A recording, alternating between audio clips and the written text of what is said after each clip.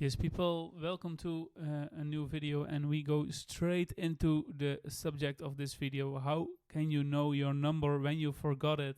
I know 10 digits are hard to remember when you have a new phone number, or in other cases as well.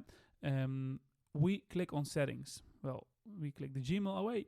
We click on settings, and then we scroll. If this is my start point of settings, we scroll a little bit down, and what you have to do, guys, the only thing you have to do is click on phone. It's right now in the middle, and if you click on phone, it will be the first line. There will be your number.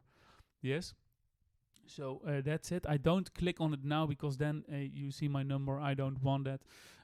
But if I helped you with this video, please hit the like button. And if you want to thank me, well, you only can hit the subscribe button. That would be the greatest thank you you can give me today. Yes, so see you in the next video. Quick tutorial, and hope you learned something.